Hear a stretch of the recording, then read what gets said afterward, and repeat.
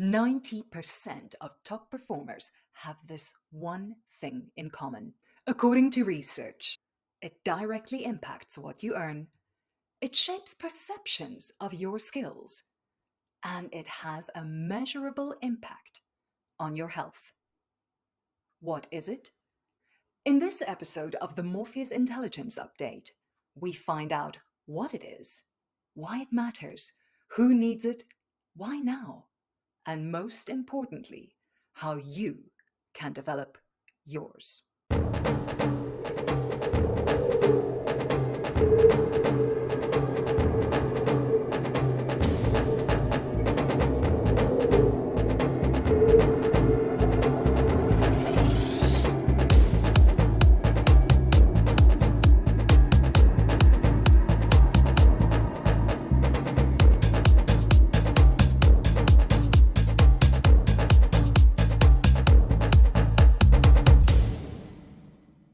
Today, we are dealing with emotional intelligence and how it links to your health, wealth, and influence.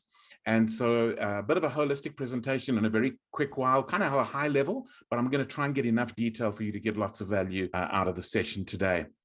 And so I'm going to be doing it in a very interesting, simple pattern. I'm going to go what, why, who, when, and how. And I'm going to be taking you through those elements. And so we're going to finish on the how. And I think that's quite an important thing to be doing. So what is emotional intelligence? Well, the first thing is it's a skill.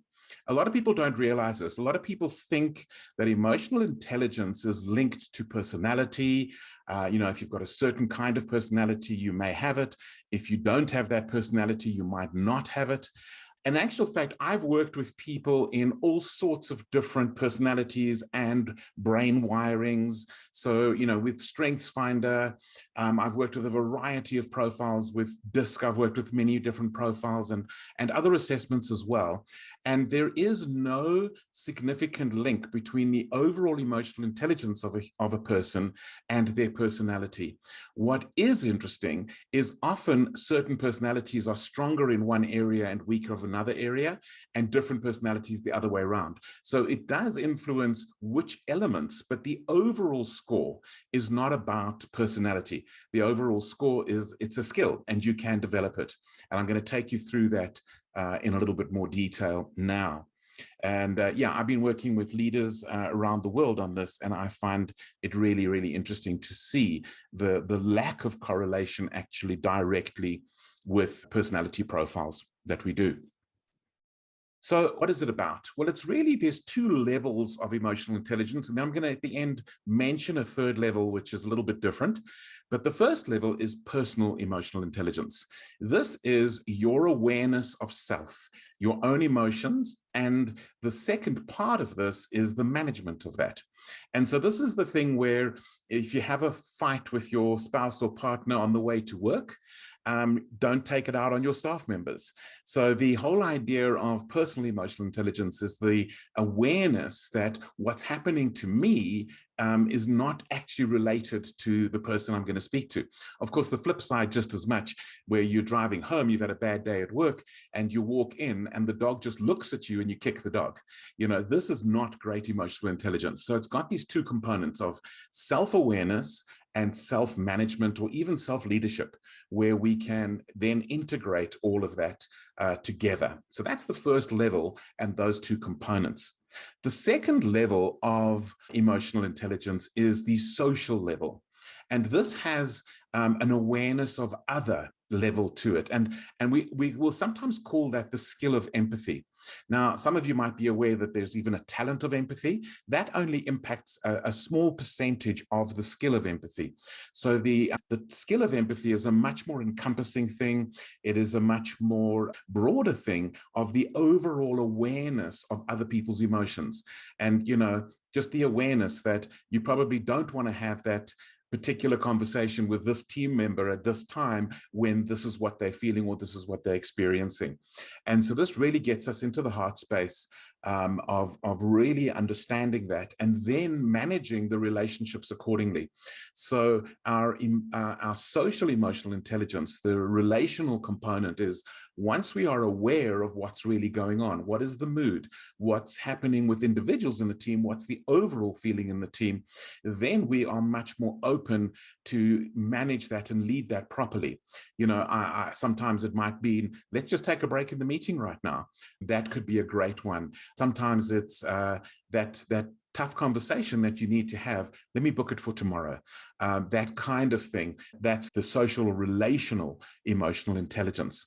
And so those four elements, the self-awareness and self-management, the social awareness and the relational management, that is the core of what the emotional intelligence is all about. But there is a third layer. And so we have these first two layers, the personal and social layer, but there is also something called a relational system. The relational systems intelligence is where we look at the intelligence and the management of the intelligence of a system, a relational system. So just to give you an idea, so that you know what I'm talking about, it's this thing that when you have two people get together, that's a system.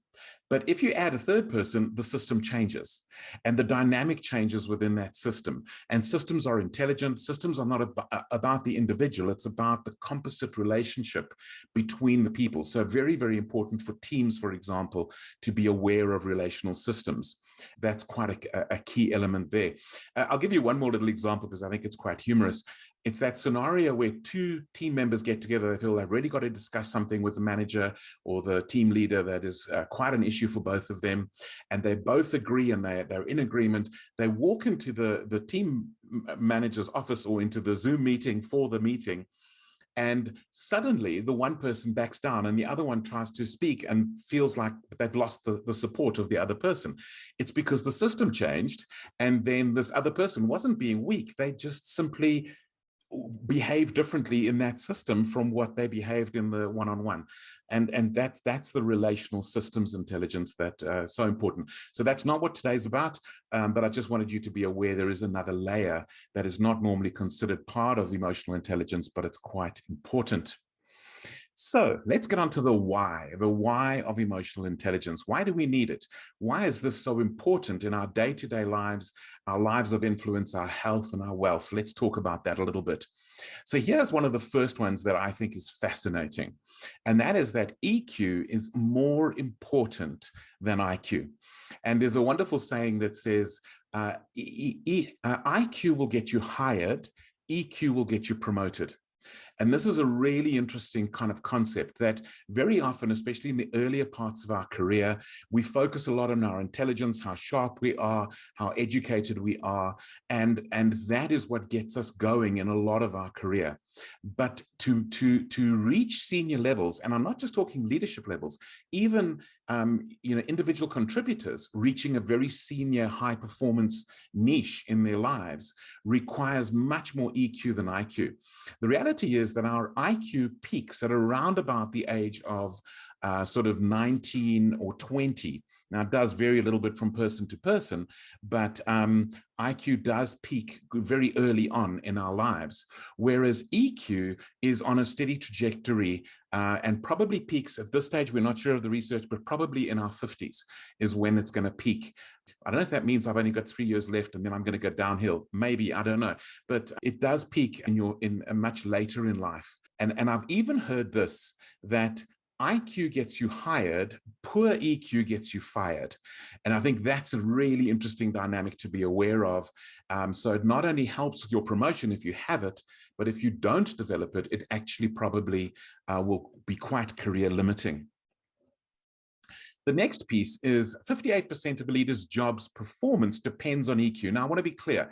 A lot more than 58% is improved by EQ, but 58% actually depends. The performance of a leader, 58% is 100% dependent on EQ.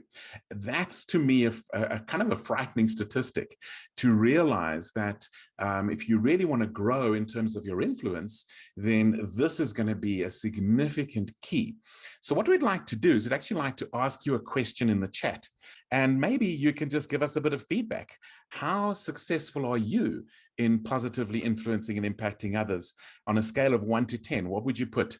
And just give us the numbers. Is it 1, 3, 5, 7, 8, 10? Okay. All right. Got some interesting numbers coming through. Quite a lot of high EQ people here, it seems. Brilliant. Okay. Wow. Okay, some a little bit lower. Very, very interesting. Really appreciate your participation in that. And isn't that quite interesting? Is that one of the ways that we might increase our influence in life is by improving our emotional intelligence. So thank you very much for that. All right, just to continue then, is EQ is crucial to discovering and living your essence. So you may wonder, what is this essence thing, Ian? Well, it's your truest self. And what we found is that without that self-awareness and the social awareness and the self-leadership and the relational leadership, we might find a lot of trouble in really bringing forth who we really, really are. And I believe the most powerful thing you can do in life is to increase your life as being an expression of your truest self. And so this is really where emotional intelligence can play a significant role in enabling you to be aware and express that truest self of yours. So that is a really interesting thing. In particular, the self-awareness and then the outflow and management. But you'd be amazed at how important the empathy, the awareness of the emotions of others can actually tune in, and you can then bring your best to that situation as well. And so it definitely impacts both.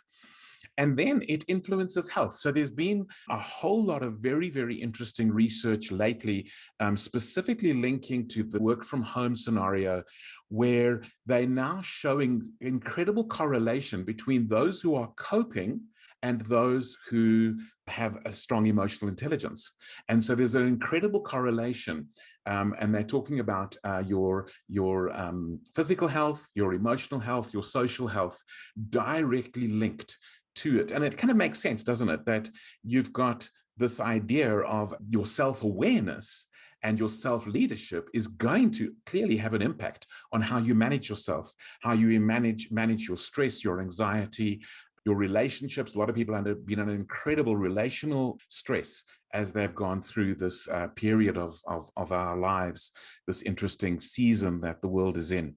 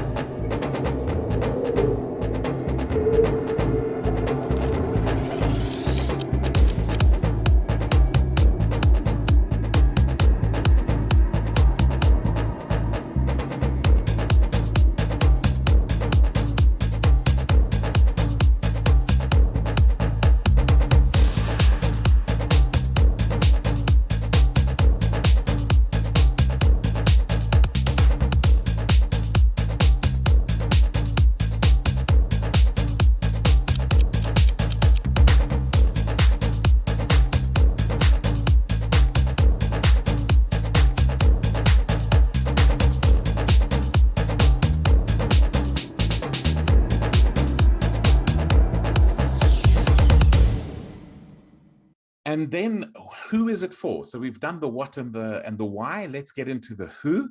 And so who is emotional intelligence for? Who will benefit from growing their emotional intelligence? And so the first thing is anyone who wants to live and lead from their truest selves. If you want to have a maximum impact of your life, even maybe leave a legacy, it's going to be closely linked to your level of emotional intelligence. The more you invest in growing that self-awareness and social awareness, and then managing both of those, the more likely you are to have a wonderful impact. And why from your truest self? Because it's almost an unlimited resource. There's a very big difference from trying to and forcing yourself to be somebody else versus relaxing into bringing the fullness of who you really are. And I always believe our greatest potential lies in who we really are, and bringing that to the world.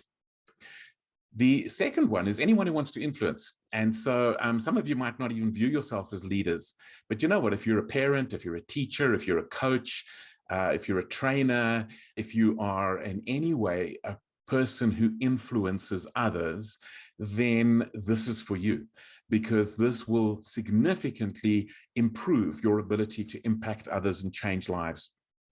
And I'm going to give a personal story here. I went through an incredible journey of discovering the big deficits in my emotional intelligence. And this was 10 years ago. And I started to notice that as I invested in getting to really know myself, understand myself, be more socially aware, emotionally aware, that kind of thing, I was going and doing leadership training all over the world. I've now trained leaders from more than 80 countries or from 80 countries. And what's really interesting is without me changing my techniques, I'm getting very different and better feedback. And the more I've invested in my own emotional intelligence, the greater the impact that I have as I'm out there training and speaking and so on. And the same would apply to anybody who's influencing. So that's another who. And then finally, anyone who wants to improve their income or get promoted. Now, this might sound very interesting, but we have some fascinating research. Let me give you two little pieces that I think you might find very interesting. 90% of top performers have high levels of emotional intelligence.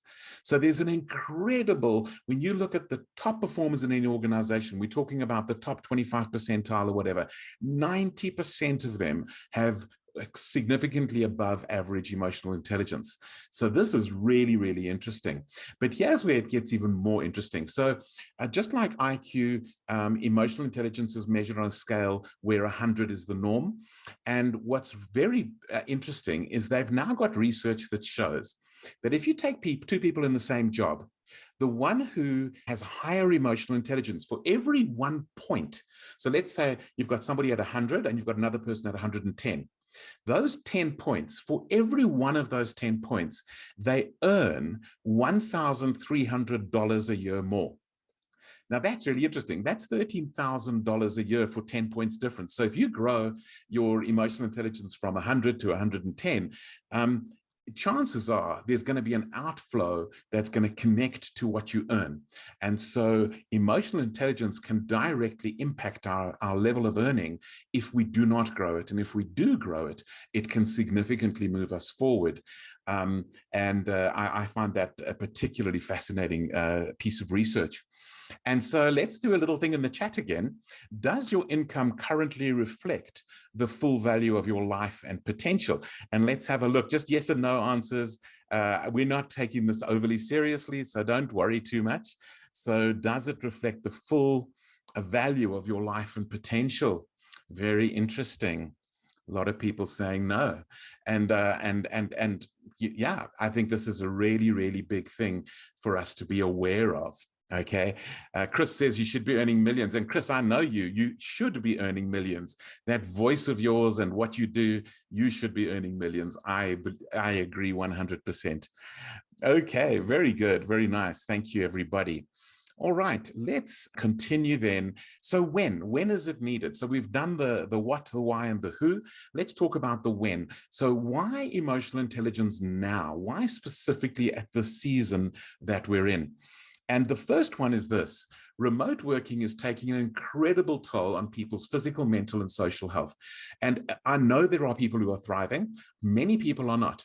And many people are really suffering. I saw one statistic the other day from a psychologist who says that getting access to a psychiatrist at the moment in South Africa is almost impossible. You're going to have a month's wait, many months of waiting list, because they are so flooded with people who are in serious trouble. So there is a physical strain, there is a mental strain, there is a social strain that is being introduced from this sort of work from home. You know, I'm a full-time worker, I'm a full-time parent, I'm a full-time school teacher, just about, you know, all of these things. And many people with strong social needs have really suffered as well. And so this has been quite a significant step, this sort of realization that we have, we're in a bit of a crisis for many people. And the reality is emotional intelligence addresses all three of these. It not 100%, obviously, but it has a significant impact. People with higher EQ are doing better physically, mentally, and socially. which leads us to our final little quiz. How many of the following are you content with? Are you content with your physical health, your mental health, your relational health? And it could be 0, 1, 2, or 3 would be the poll. 0, 1, 2, or 3. I would probably put myself as a 2. Yeah. A 1 or a 2. Yeah. Okay. All right. Very, very interesting to see where some of the gaps are in our lives and to be quite aware. Okay. So thank you very much. Nice one. Nice one. All right. So this is one of the things, the urgencies of it, because this is important. Our physical, mental, and social health is absolutely critical to us.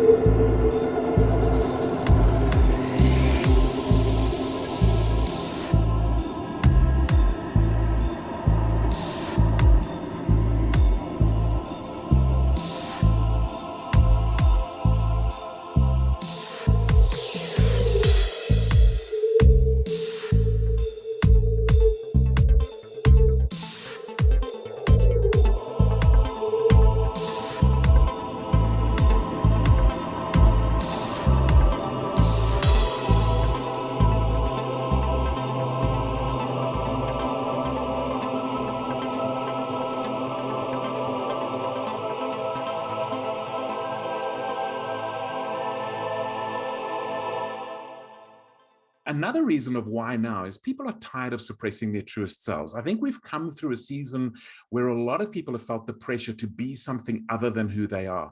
There's a lot of social pressure. There's a lot of social media pressure to be something other than who you really are, and to even put up a false front. You know, you put on that Instagram version of yourself, you know, as opposed to your truest self, which is both full of brilliant strengths and genius and some extreme vulnerabilities and weakness.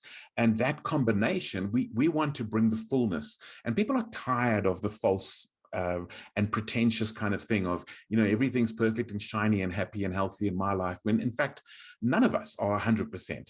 But we're tired of suppressing ourselves, and in particular, that essence that we have that will bring the most value.